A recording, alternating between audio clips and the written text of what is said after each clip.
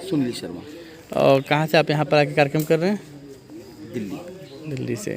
कौन सी संस्था है और क्या कार्यक्रम चल रहा है आपके द्वारा? श्री योग वेदांत सेवा समिति के तत्वाधान में युवा सेवा संघ और महिला उत्थान मंडल, ये दोनों संगठन शाहगंज में भक्ति रस को प्रवाहित करने के लिए, युवाओं को प्रेरित करने हेतु और धर्म का उत्थान हो, केवल इसी उद्देश्य से शाहगंज पुनः अपने पुराने वैभव को प्राप्त हो, इसी हेतु कार्तिक मास में वैसे भी सुबह प्रभात फेरी का बड़ा महत्व है।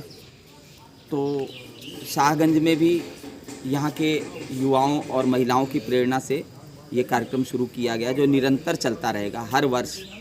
इस वर्ष भी 40 दिन चलेगा। तो इसमें कार्तिक मास में कई तिथियाँ आती हैं, कई महत्वपूर्ण और भक्ति से भरपूर तिथियाँ आती हैं। जैसे एकादशी आती है इसमें कार्तिक मास में ही।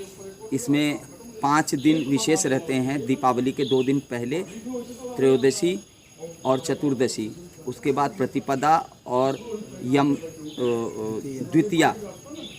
तो उन 5 दिनों में भी बड़ा महत्व है धर्म का। तो पूरे कार्तिक मास लगातार ये चलेगी प्रभात फेरी, नगर के भिन्न भिन्न मार्गों से होती हुई ऐसे चल रही है और लोगों को बड़ा आनंद आ रहा है, बहुत आनंद है।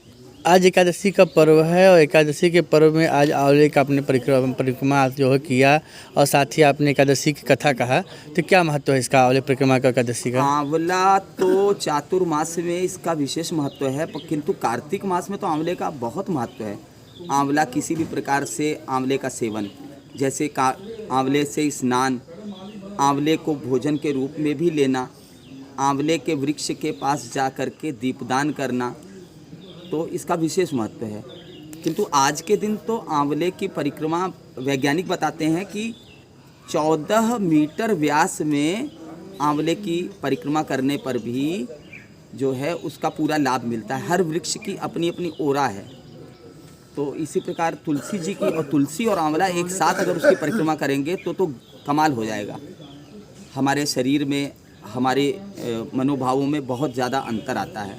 तो इसलिए आज परिक्रमा का तो विशेष महत्व था और वो भी 6-39 तक एकादशी है, उससे पहले ही संपन्न हो गया। ये बड़ा अच्छा रहा। इसकी धार्मिक मान्यता क्या है आंवला के जो परिक्रमा किया जाता है? आंवले की धार्मिक मान्यता, ये सभी वृक्षों का मूल वृक्ष है। कहा जाता है ये धरती का वृक्ष ही नहीं है, ये दूसरे स्वर्ग लोक से आया। तो इसका तो विशेष महत्व है। ये सारे वृक्षों का मूल वृक्ष है, इसी से सारे वृक्षों की, वनस्पतियों की उत्पत्ति हुई है, आंवला से ही। आपने एकादशी कथा कहा, इसके बारे में क्या कहना है एकादशी कथा के बारे में?